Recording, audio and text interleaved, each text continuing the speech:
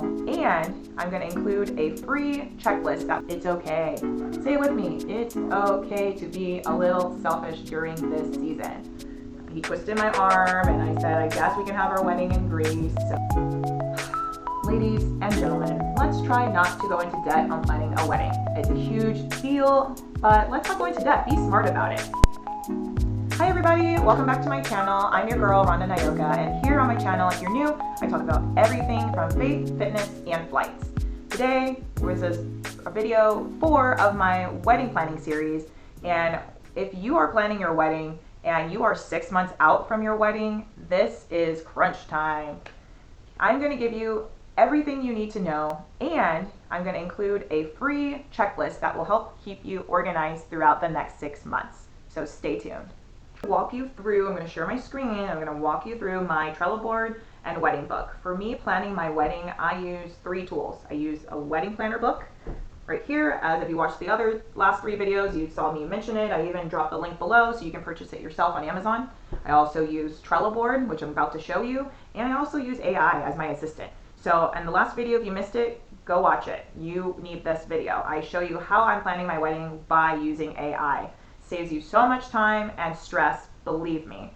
So right now I'm going to show you my Trello board. What is Trello board? Trello board is basically an organization, project management and organization system for people to use. It doesn't have to be used, it's not made just strictly for wedding planning, but it's made for basically project management. So you can, if you like this tool that I show you, you can use this at work. I use it at work. You can use it at home. You can use it for anything that you have to manage different tasks and stuff, right? So let's go to my Trello board. Boom, here's my wedding planning Trello board here. You'll see that at the top, these dark boxes, those are called boards, or I'm calling them boards. There's one main big board, and these are kind of like little mini boards here. And I have vendors, I have my colors, I have budget. I kind of separate these all by categories of things that I'm going to need during my wedding planning. So I know right where to go and where to find it. So like hair and makeup, zoop. I got florist, zoop. The website, Zola, zoop. Invites, coordinator. Let's see what else we have over here. Oh, decor, I just started that from the last video because I'm not quite there yet. I'm still trying to work on other few things for my wedding. So you can see here how I'm using Trello board. Now when it comes to AI, a lot of things I have copied and pasted from AI into my Trello board. So I have an organized way of where to go to find it when I need it. So for instance, here is for my venues, I had AI help me create an inquiry email. So therefore it's a template for me to use when I am reaching out to a new potential vendor for a venue option. You can also do this for your vendors. If you're looking for catering, if you're looking for hairstylists and makeup artists, these things and tools can save you so much time. Where I'm at with my current wedding planning. Things that I have done already. I found my dress. If you missed that video, that was part 1 of the wedding planning series, video 1. So go watch that video. I talk about my dress shopping experience, and I also give you tips to aid you and help you during your dress shopping experience. But I found my dress. It took me a month to find my dress, which is fine. It's on order now. I should be receiving it in it's February now, so in May. So about 3 months from now, I should be receiving my dress. Then we'll start the fitting process. Until then, that's off the table. Praise the Lord. Thank you, Jesus.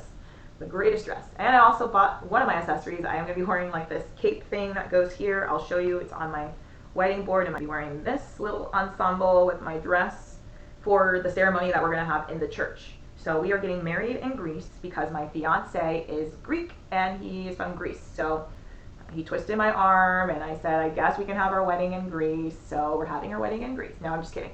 Yeah, I'm super excited to have a destination wedding. I wasn't even thinking of a destination wedding when I was dreaming of getting married, but God works in mysterious ways and works everything out for your good and better. I'm right now looking for venues by the help of his mother, his father, and also some friends of ours that we have on the island. They are helping us during this wedding planning process from abroad.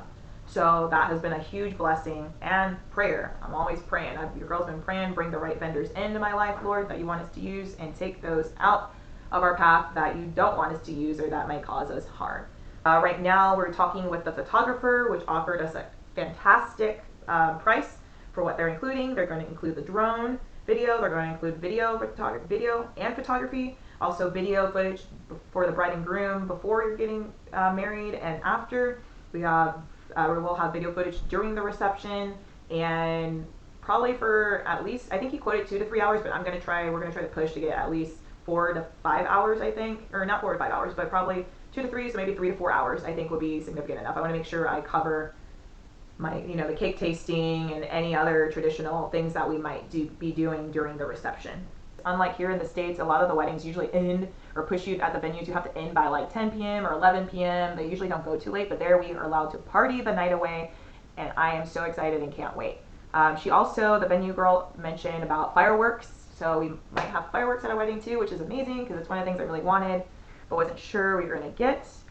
And also, she said that she would like to coordinate her wedding for the day of, and I told her we will pay you because I was looking for someone to help me coordinate the day of since I am planning the whole wedding myself. I told her I could even set her up with a timeline as we went over in the last video for I have a prompt for that I gave in the video 3 of this wedding planning series, how I'm planning my wedding using AI. Check it out. So that's kind of where things are right now, just getting things checked off for this month. The main thing I wanted to get done this month is get that venue secured. The venue and photography, boom. Everything else we can work with. Okay, so part 3. These are common mistakes that brides normally make at this stage during their wedding planning. I have the privilege of writing some down ahead of time that I'm gonna follow here from just my own mistakes I have made and talking to friends and family members that they have made during their wedding planning process. So 1, make sure that you're confirming your vendors and reading those contracts. You do not want to skip this step, especially when it comes to the day of. You want to make sure everything runs as seamlessly as possible. So make sure you're reaching out to your vendors and following up with them. If you're going to forget, set a calendar reminder. If you have Google Calendar or whatever calendar you use, set a reminder 4 weeks out, 2 months out, etc. to keep you up to date and following up with your vendors and making sure they're on time as well. Next, making sure you're saving the receipts and getting the contracts in writing. Main method of mine is always save everything. Receipts, emails, contracts, brochures, business cards, save everything. Text messages, save it. They come in handy later if you might need it, or if you forgot something, you can always refer back to it.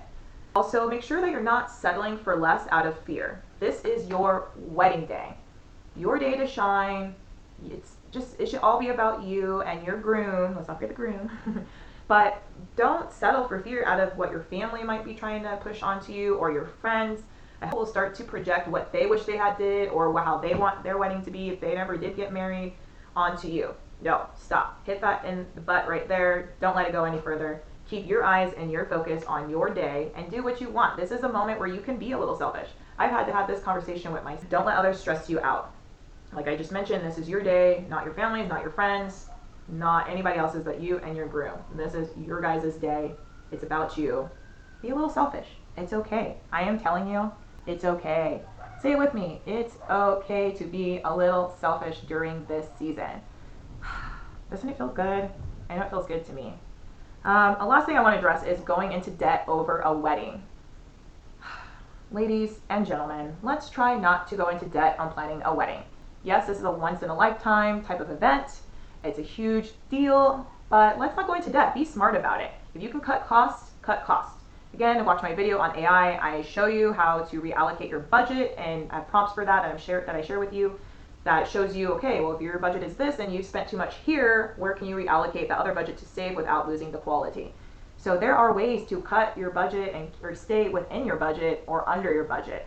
I've heard stories of people that spent so much money on their wedding, taking out loans, going super bizarre, with crazy things, animals and the decor, spending all this money, and to this day, years later, are still paying off their wedding. Don't be those people. You don't need to be.